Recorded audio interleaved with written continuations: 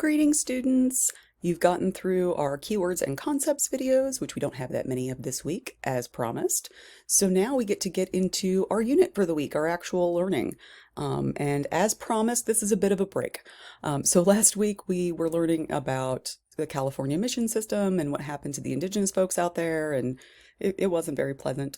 I'll freely admit that. It's not pleasant.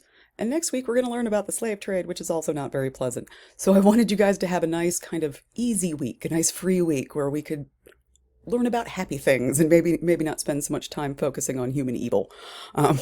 So for this week, we're going to be focusing on the Spain in the Southwest, as delivered in the thing.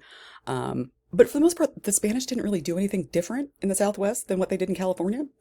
They set up missions, they sent conquistadors, they were looking for, copper and all of those kinds of things. Exact same stuff. So instead of going over that whole system again, I thought it would be a lot of fun if for this week we talked about the narratives that drove everybody to the Southwest. Now, for the purposes of this week, the Southwest applies to Texas all the way to California. I know that we don't generally think of that as the Southwest now, but it was then. So for the purposes of this, it's Texas West, all the way down there. So what we're going to be looking at are a bunch of gold treasure stories, gold hunting stories, gold mine stories, all kinds of fun things. I've collected a bunch that we get to look at, and then we'll talk about them. We'll talk about why people keep coming up with these stories over and over and over again, and how it really did drive movement out west. I mean, we learn about the gold rush, right? And people flying out west because of the gold rush. A lot of these stories were happening 200 years before the gold rush. People have always been doing this. So we're going to talk about why, and we're going to talk about what this does to people and if it's good or bad or maybe not. So for our reading this week, we also get a bit of a break with our reading. Aren't I nice? I know.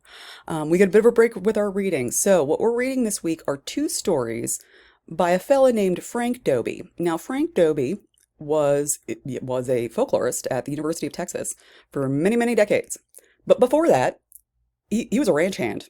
He lived and worked on a Texas ranch that his dad owned, I believe. And he grew up with a lot of these cowboys, and he would hear these stories, these Old West stories, when he would be sitting around the campfire with these older guys at night and learning all about these stories of the Old West. So when he went to college, he started writing them down and started publishing them as folklore, and that's where we get these. So a lot of these were written in the 20s and 30s, so keep that in mind with the language. I know it can be a little, but we forgive him. It was 100 years ago.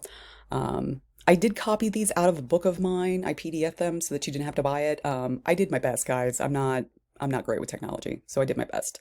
So we have two stories this week. We have The Broken Metate, and we have Pedro Loco. So go ahead and read your stories. Nothing difficult in these, nothing tricky in these. They're just stories about gold. Start to see if you notice any patterns. You're going to listen to and watch a few more of these. Start to pay attention to patterns. Start to see what you're seeing consistently in these stories and what kind of things you're starting to notice, because we're gonna talk about it after our documentaries and stuff. So go ahead and read those two stories for me. They're not real long. I think combined it's like 15 pages. And then come back and we'll talk about our documentaries for this week. All right.